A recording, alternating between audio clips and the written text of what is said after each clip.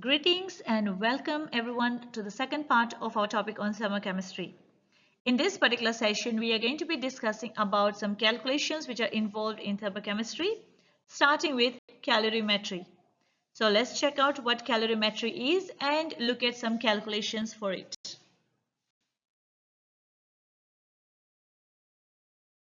Heat capacity and heat capacity of a substance. So let's look at some calculations for these two variables and see how we can calculate heat capacity and specific heat capacity. So the formula that we are going to be using for heat capacity is this. Heat capacity is equal to the amount of heat absorbed or released, which is measured in kilojoules, divided by the change in temperature. A change in temperature is final temperature minus initial temperature. And then the specific heat capacity can also be calculated from heat capacity. Specific heat capacity is equal to the heat capacity divided by the mass. Make a note of the units. In heat capacity, the unit is joules per degree Celsius, while in specific heat capacity, the unit is joules per degree Celsius gram.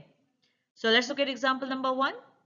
In this example, we have 80.6 joules of heat. So 80.6 joules is the amount of heat energy that is needed to raise the temperature of 5 grams of copper by 11.1 degrees Celsius. By 11.1 degrees Celsius means that is a change of temperature. Calculate the specific heat capacity of copper. Okay, so let's see how we are going to be doing this. So the first thing we do is write our information down. So this is what we have. We know the mass and we know the change in temperature. So we can use this particular formula, right? Where the amount of heat is equal to mass times specific heat capacity times change in temperature. And then when we use that formula, then we can make specific heat capacity, which is C. Okay, remember the difference between heat and specific heat. In heat capacity, the symbol is capital C. Specific heat capacity, the symbol is small c. So you can make C the subject of the formula and then substitute our values. So the heat is 80.6 divided by mass, which is 5, multiplied by temperature change, that's 11.1. So the specific heat capacity is going to be 1.45 joules per grams per degree Celsius. The other way you can solve this problem is to calculate heat capacity first. You can calculate heat capacity first, where the amount of heat is 80.6 will be divided by the change in temperature. Okay, so the answer you will get will be divided by the mass. You'll still come to the same answer. Next question. How much heat will be used to increase the temperature of 40.3 grams of lead from 0 degrees to 12.6 degrees Celsius? So here the initial temperature is 0 degrees Celsius. The final is 12.6 degrees Celsius. We are given the specific heat capacity and we are given the mass. So let's see how we are going to find the amount of heat. Again, you can go backwards. You can find heat capacity formula here, where the specific heat capacity is given to you as 0.13. You're supposed to find the heat capacity, right? So heat capacity will be equal to specific heat capacity times mass. Whatever answer you get, okay, you can substitute it here. And then once you substitute it here, you will have to find the amount of heat. So that will be equal to the heat capacity times temperature change. If you combine these two together, we are going to be getting this equation. Okay. So let me write the information down. So that's a specific heat capacity, the mass is given, and the temperature change is given. Temperature change is always final minus initial. Okay. So now I'm going to be using this particular formula. So all I have to do is to specifically substitute our values and we get our answer as 66.01 joules. Now this is the amount of heat. If I have to write down, that is one thing you have to remember. When final temperature is greater than the initial temperature, the reaction is exothermic. For an exothermic reaction, we will always put a negative value. Okay, this negative doesn't mean that that is the amount. The negative indicates that it is exothermic reaction. Even though 12.6 minus 0 will be positive answer, but still you will be putting the negative sign to show that heat has been released to the surrounding.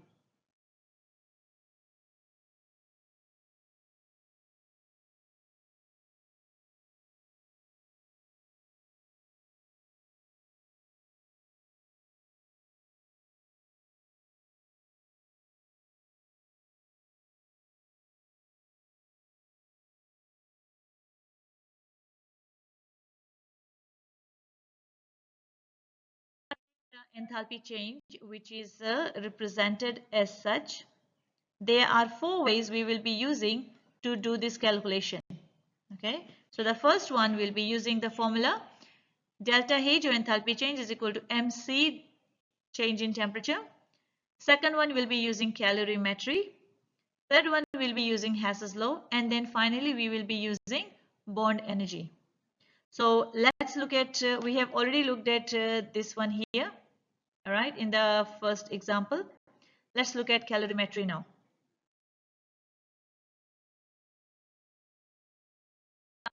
Which is involved in a chemical reaction, right? There are two types of calorimeter that is used, a coffee cup calorimeter and a bomb calorimeter. So whenever we measure the heat of a reaction, we are using a coffee cup calorimeter. When we are measuring the heat of combustion, then we will be using a bomb calorimeter.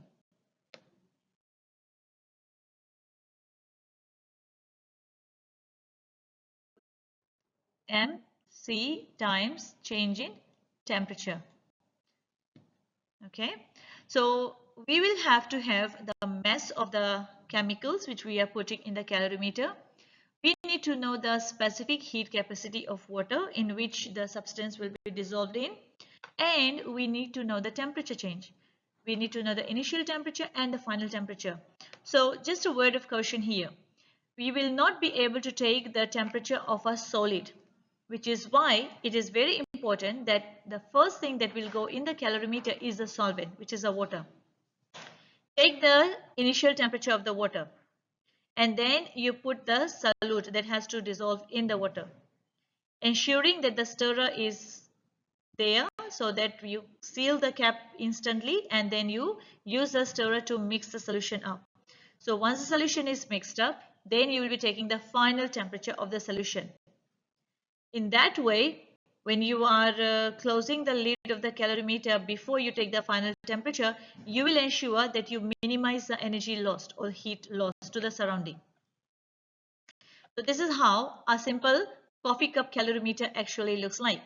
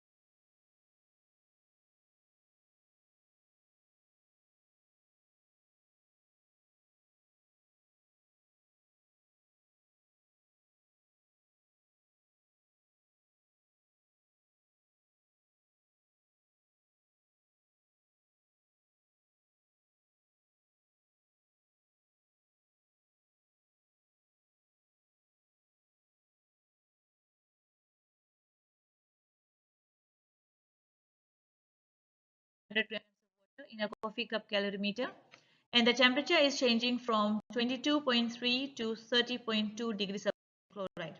Okay, so what we are assuming is that amount of heat that will go in the water will be the same amount of heat that will be going to the calcium chloride to dissolve it.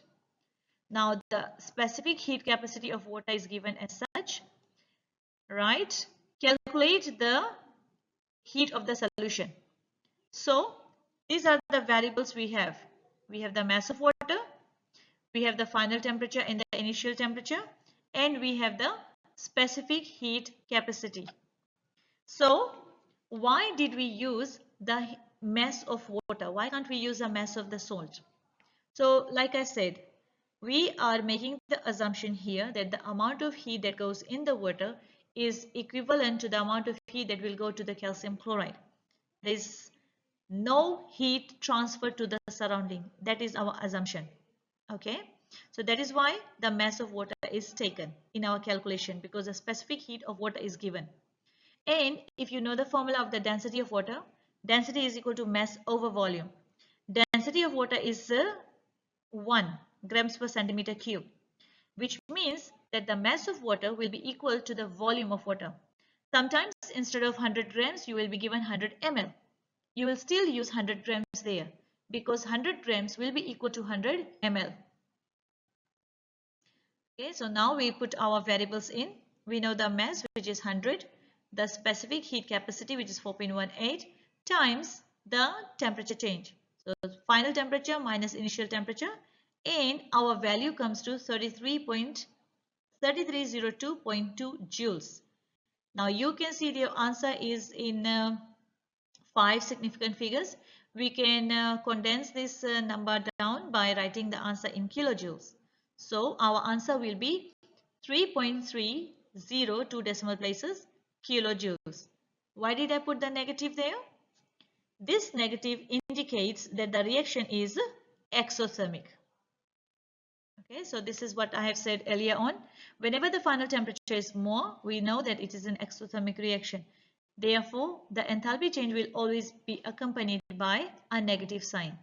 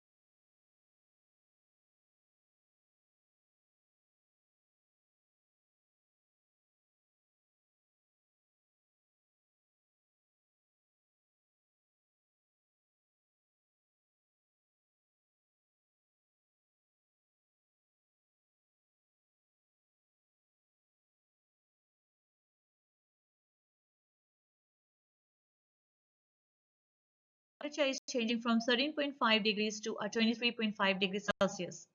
We need to find the specific heat capacity of ethanol.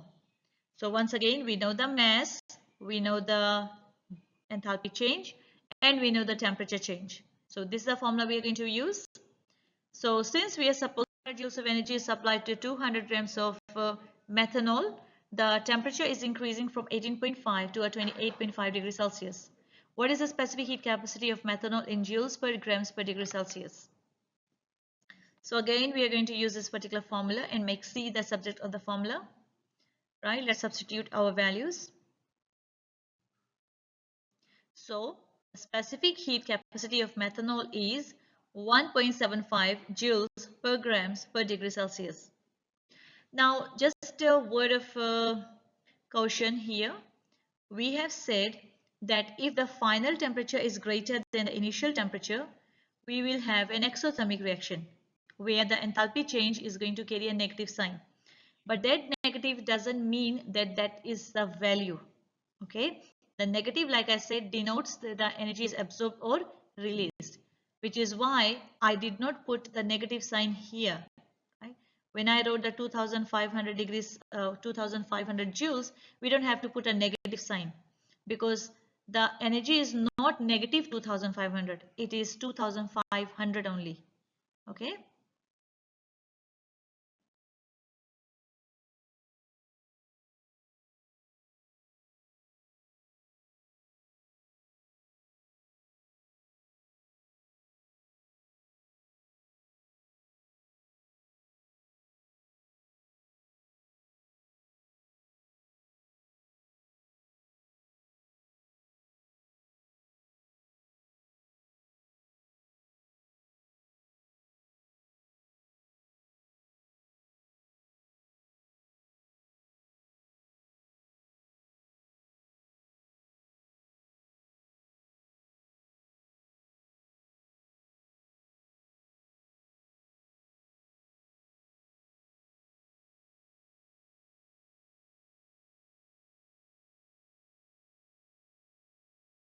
And this is what we get. So you can see now here I am putting the negative sign. Why? Because this is an exothermic reaction since the final temperature is greater than the initial temperature.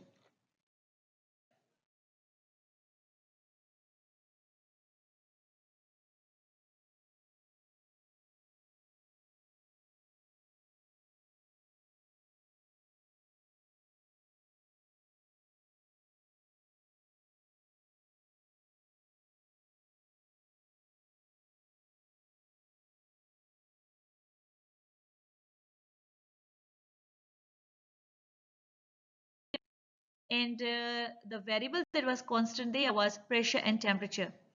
Here it is the volume that is constant. Why is the volume constant? Because the entire calorimeter is in a sealed chamber. Okay, it is in a sealed container. So a bomb calorimeter works by putting some chemicals which is going to be reacted with oxygen inside the stainless steel container. So this stainless steel container is called the bomb. Okay.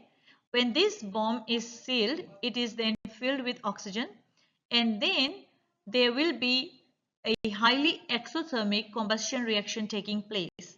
So the reactant we are putting inside is going to combine with the oxygen. Now, why is the insulated container of water put inside there? Because if the amount of energy released is a lot, then that extra energy can be absorbed by the water. Okay, so water is going to trap the excess energy that is going to be released in the experiment. The reactant in the bomb are ignited by passing an electric spark that will heat up the surrounding air, and this is going to initiate or start the combustion reaction. Okay, so once the combustion reaction starts, the energy is released. The thermometer will be then used to determine the final temperature of the reaction.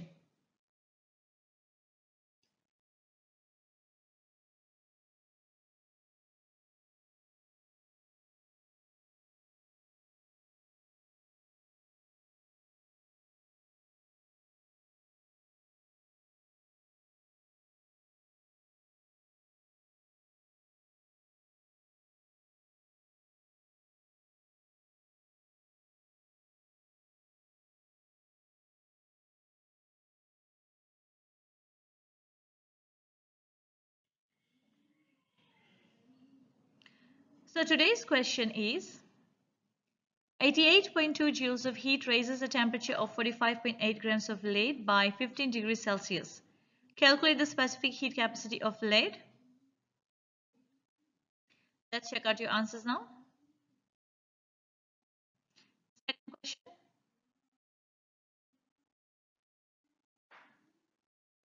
Calculate the amount of heat that is required to raise the temperature of water from 33 to 44 degrees Celsius.